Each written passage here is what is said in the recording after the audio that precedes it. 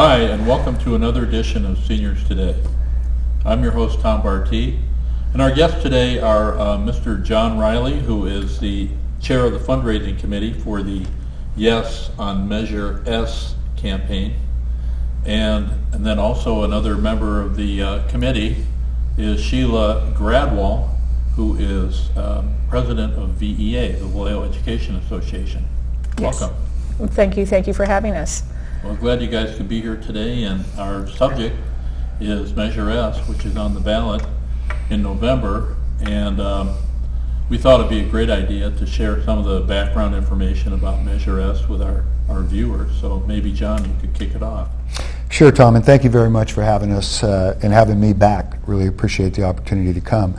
So Measure S is a facilities maintenance bond for the Vallejo Unified School District, a $194 million bond that will go towards upgrades and facilities maintenance for all of our Vallejo schools. We haven't had a facilities maintenance bond since the 90s, and I worked on that bond when I was with the fire department, as did a good segment of the community. So last election or two elections ago, it failed by a very small margin. So we decided that we needed to bring it back. And we formed a committee that's broad-based in the community. We started with our elected officials, and 6 of the 7 council members, both of our supervisors are backing it, as are the former mayors and the current mayor. We deliberately reached out to folks across all the political lines in the city of Vallejo to garner support, and we've done a marvelous job of putting together a group of folks that represents the entire community, because we know how important this is for the students of Vallejo. We can find a number of reasons why we shouldn't vote for a facilities maintenance bond. You don't like the board, you don't, the school district is whatever, but we're focusing on the one reason that we should vote for this and should support this, and that's our children, and supporting our children and grandchildren in the future to make sure they have a safe, warm, dry place to matriculate. We feel that with the committee that we've put together, that we have a very good shot. We have to pass it at 2/3, not the 50% that we normally would have had to go, but that's where the resolve came. Once we knew that we had to do it at 2/3, we went back out to the committee members and the people that supported and asked them, are you willing to go to work, a little bit of extra work for our kids? And they all, to a tune, everybody said yes. And so we've been meeting every week. We've put out materials for distribution to the public. The mailers are going out. And so this is an all hands on deck effort to make sure that we can be successful, and that Dr. Clark and his staff have the resources that they need to help bring our schools back up where they need to be. Mm-hmm. Well, Sheila, you probably have a pretty good handle on the specific items that would be addressed with the funds should the measure be approved. Can you give us a little rundown on that? Well, things, just bringing our facilities up to date. We have leaky roofs, we have areas that don't have heat or air conditioning. Technology. Our technology isn't up to the 21st century needs of our students. So those are critical areas. Making sure that all the campuses are safe for our students. Making sure that the perimeters are safe so that strangers can't come onto it. So those are a lot of the things that would be taken care of with the bond money.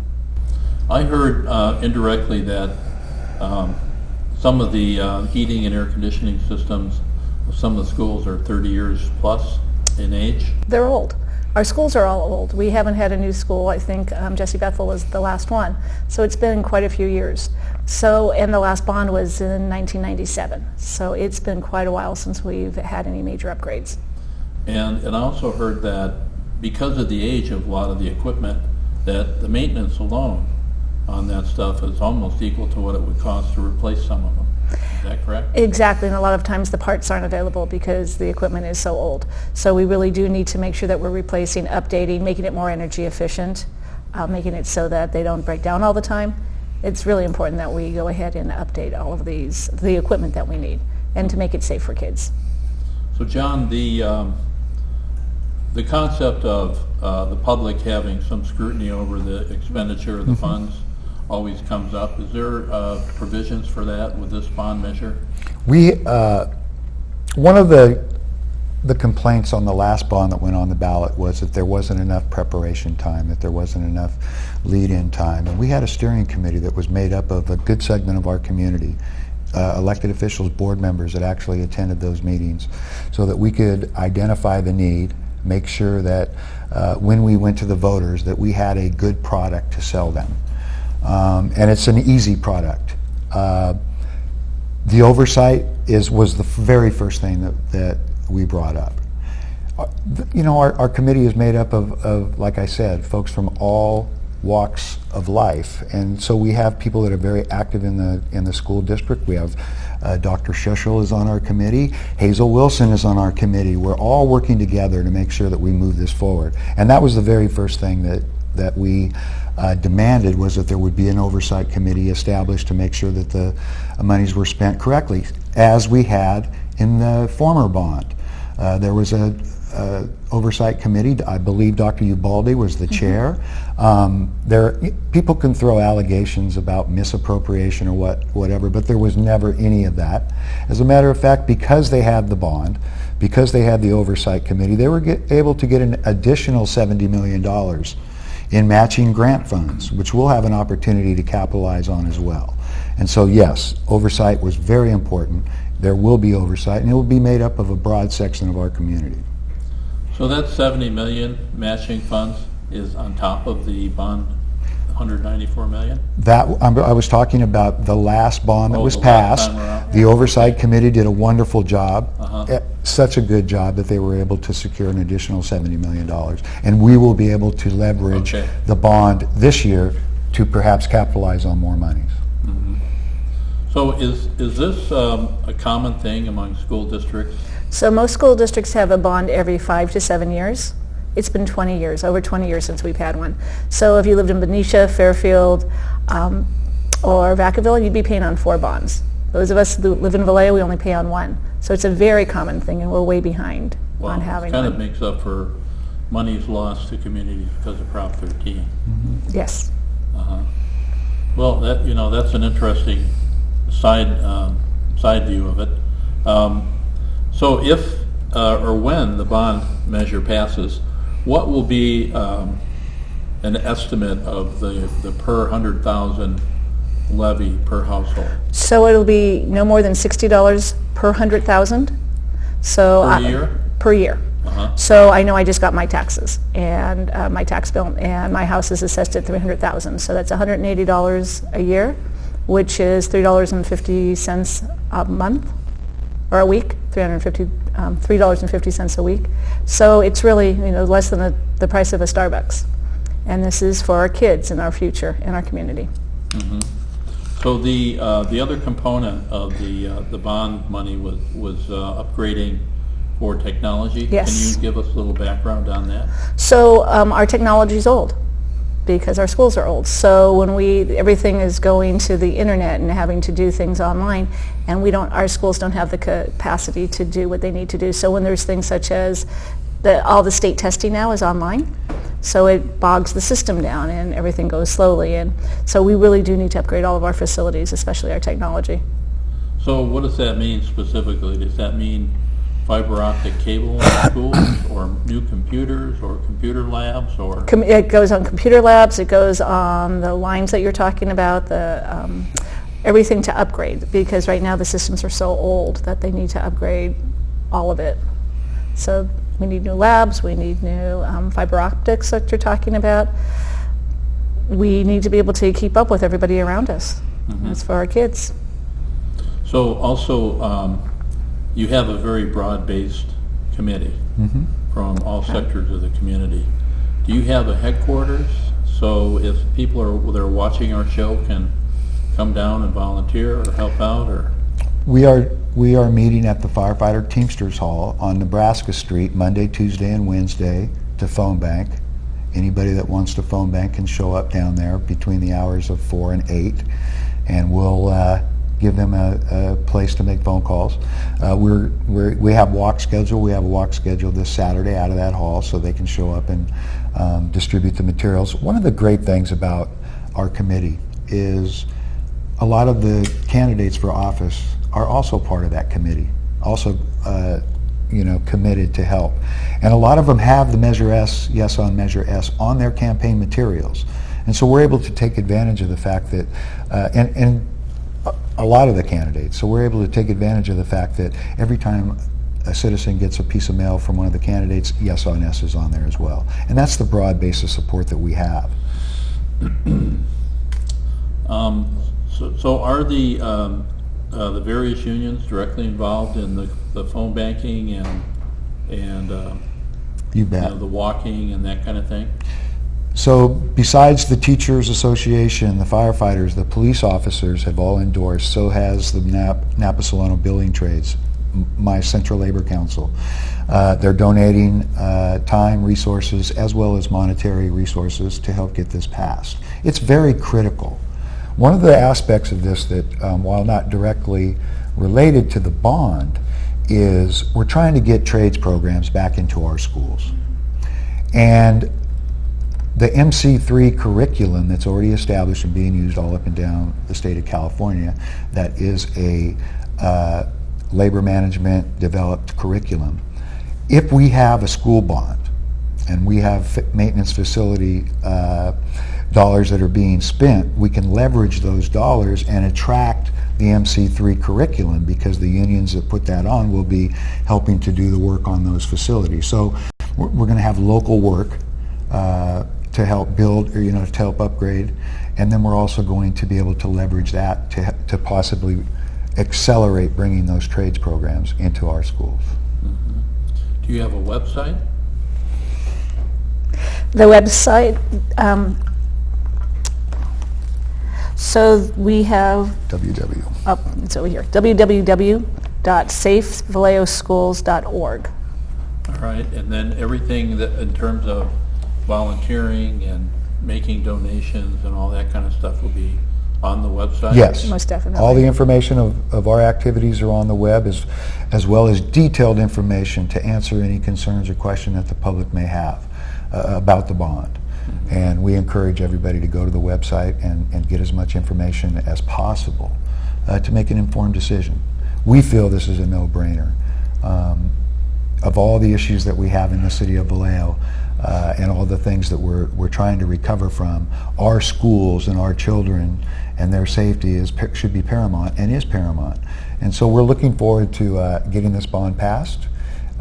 We're willing to answer any questions or concerns from any citizens as it relates to fiscal responsibility or where the money's going to, and as is the entire committee that's working hard to get this passed. So right here, this is the sign. This is the sign. And of course you have lawn signs and Yes. Things along those lines. And Tom, let me just add, Yes on S, and it says Safe Vallejo Schools. With the safety concerns that we're dealing with in our nation today, and our schools need serious upgrades as it relates to fire alarm systems, reporting systems, heating and air conditioning, electrical, all of those safety issues. It's very critical, and this bond will help to address a lot of those issues without draining our general fund. And so one catastrophic maintenance or facilities failure could deplete our general fund. And so this is an investment in our grandchildren's future and their safety. So somebody that wants a sign in their yard can go down to... Yes, we have plenty. And we will, even if they call and they leave us the information, we'll even drop the signs off. 445 Nebraska Street is where we're stockpiling all the information and all the signs. Okay. So they can stop in there. The Teamsters are open from 8 o'clock in the morning till 5, Monday through Thursday, Okay. 8 to noon on Friday, and they'll be happy to give you any information that you need. So you'll have the signs there, the literature, Yes, smiling face. you bet. They'll be ready to tackle any and all questions. Well, we hope so. Does this bond issue in Vallejo differ in your understanding of the regional approach to supporting schools? Is it different than other school districts, or do all the school districts pretty much have the same needs? This is pretty much the same needs. As I mentioned earlier, all of our supporting districts all have 4 bonds that they're paying on. Unfortunately, this is the way we fund buildings in the state of California. So until we change it based upon Proposition 13, this is what we need to do. Do you know any of the logistics behind which schools would be priorities for some of the funds that would be expended, and possibly which schools may be, considered obsolete and maybe not, investments not put into those schools? I don't have that information. I know that a couple of years ago that each school went through and they had their own studies done about what the needs were for those exact schools, and they'll be using that as a blueprint. As part of the steering committee, they did develop a needs assessment document to justify the need, and so that would be available either on the school district's website or on the Measure S website. I'm not sure if it's on S, but I do know that the school district's website has all the information that was gleaned from the steering committee as well as what was developed by the school district. Mm-hmm. You don't happen to have that website, do you? The school district Yeah. website? No, I don't. If you look under Vallejo City Unified School District, it comes you out. probably That's it. find it on Google. That's it. It's right underneath there. All right, you had some other talking points. Is there any other key issues that you'd like to bring up for our audience? I think it's really important just to realize that when we had the bond before come up and it failed, it didn't have the broad-based support that it has now. Almost everybody is behind this bond because we know the needs are there. And if we don't take care of it, we're going to have it out of the general fund, and then that takes away from the money that's available for students. So we really need to make sure that this bond is passed. And in a city like Vallejo, when you have so many people behind one issue, that says a lot. And so everyone's on supporting this. We need to make sure it happens. Our schools need it, our students need it, our community needs it. We can't afford not to, because it also helps the value of our houses. So there really isn't a good reason not to have this. Well, only good reasons to have it. A couple of questions that always come up, and we want to make sure that we dispel any rumors, is that no money can be taken away by the state. All monies have to be spent locally on our schools. No monies will be used for salaries, for pensions, for programs. This is about our facilities and maintaining them and bringing them up to where, quite frankly, every other school district in our county is well above and beyond where we're at because they regularly pass school bonds. And so the money will be spent for that, only for that, and there's a citizens oversight committee that will be developed to ensure that the monies are spent wisely. How many years will this bond be in place? I believe it's 30. Yeah. 30 years? Mm-hmm. That's pretty standard, isn't it? It's pretty standard. And are we close to 30 years from the last bond? 20 years? The 20 years? Yeah.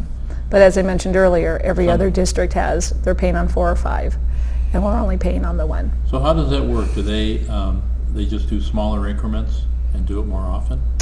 That leaves it at 50% for approval? It depends on the district. I was looking at some out of Fairfield, and they have one that's a fairly large one and then a couple of smaller ones. So sometimes they do it for specific things versus the overall like this one is. Mm-hmm. But we have a lot of needs. And that was the irony. When they looked at, the need is double what this bond is asking for. I was advocating to do a much larger bond like we did last time, mm-hmm. and get it passed. They made a decision to go with a smaller amount based on the fact that they felt 50% was an easy lift, and that's what we proposed. We didn't get the 4 votes we needed on the school board. That's when we went back to the committee and said, "Are you willing to work on this?" At the 2/3, and everybody said yes. So now we have a higher threshold for a lower bond, but that's okay. We have to show the citizens that things are changing and that this is a good use of their money, and then we can always go back and get another bond later, like other districts do regularly. Mm-hmm. I was kind of curious about how, leading up to the election, to election day, how you have a sense of the interplay between the voters that show up on election day and how the absentee ballots will flow in. When do you have a strategy on that, or a crystal ball? Well, everybody, All you have to do is to put on any talking head show, and everybody's got a theory or whatnot. We know that predominantly our voters vote absentee. But we also know that often, and a big percentage of those voters wait to turn in their ballots. So we have to wait a lot longer to find out what the results of the elections are because of that. And quite frankly, I'm the same way. I'm an absentee voter because I missed an election long ago because I was traveling, and I filed for absentee. But I wait until Election Day. I like to go into the polls and drop it off and thank the volunteers. But I also like to wait and find out what the issues are and how they're developing and the information that's being disseminated to the public. So I think that we call them the inside baseball people. Those are the folks that have already made up their minds on issues or candidates. They're going to vote, and they're going to turn those absentee ballots in early. We still have a large segment of undecided voters in our community that'll probably wait a little while before they turn in their ballots. We're hoping that the job we're doing, the work that the candidates have been doing to drop literature, not only yes, literature with theirs, but in their literature they have Measure S. So we're hoping that that's going to resonate with the public as well. And I think that what we've seen throughout our country is that low voter turnout makes a huge impression on what happens in an election. So people are realizing the need to get out and vote and make their voices heard. So I'm hoping to see a big voter turnout because this is, there's a lot at stake during this election, more than just Measure S. Yeah, well, if you've been watching Washington, you probably get a sense that there'll be a little more turnout for this midterm than you might have normally. That's exactly. true. I was looking at some statistics about voter propensity, and the 18 to 24 group in the last presidential election, only 34.5% of eligible voters in that age group actually cast their ballot, and that was pretty scary when you look at it. Have you, in your outreach, had any kind of a strategy trying to bring in the younger voters or anything like that, or? That's one of the things that we're proud of, right? Our school district employees, our teachers, the folks that work for the district are reaching out to the students to educate them up on what's going on. We're going to have a group of students come in and phone bank. It'll teach them the value of participating in their most important right, prep them up for when they turn 18 and are eligible to vote. But you know, those statistics have been around for a long time where younger voters are disengaged. I think, quite frankly, the numbers that we see now are a lot higher than what they were when we were younger, and even a couple of generations ago. And so I think that a campaign like this, where you have it's all inclusive, and for 90% of it is all positive. We're not seeing a big organized opposition. This is a great way to teach young people the value of voting, and they're going to be able to see right away the impacts of what this means to them. And when they come back to visit the schools after they've graduated, they can take a little bit of pride in the fact that they had something to do with the upgrades. So I just wanted to make sure that when we talk about this, while our teachers are out there supporting Measure S and phone banking and precinct walking, that when they're talking in the classrooms, they're talking about the importance of voting, and they're not saying specifically what to vote for, because they wouldn't do that, but they would say, you need to go out and vote. You need to be heard because your generation is really important. Yeah. We've had a lot of forums for city council and school board and all that. And has there been any discussion to maybe have a forum about yes on S? Quite frankly, I haven't heard of any. I mean, I'd certainly welcome that opportunity to put together a panel of experts that could talk about it. But right now, it's campaign time, and it's all hands on deck, so we're out talking to the voters, and that might be a way for us to reach more, and certainly that's something that we could think about. Well, I can say, though, that at almost every forum I've been to, Measure S has come up, both at the city council level and at the school board level. Well, that's cool. So here we are doing our part. Yes. And trying to promote yes on S to our constituents. And again, we're almost out of time, but if somebody wants to get signs, wants to sign up for volunteers, they can go to the website, which is www.safevallejoschools.org. And then also they could show up at the Teamsters Hall, which is 445 Nebraska Street, City of Vallejo. All right. Well, thank you guys for being here today. I really appreciate it. And good luck to you and to the City of Vallejo on Measure S. Thank you for the Thank you. opportunity. Well, that's all the time we have for today. Our show airs Tuesdays and Thursdays at 6 p.m. on Comcast 27, AT&T Uverse 99, and streaming live video at vcat.tv. Come see us again next time.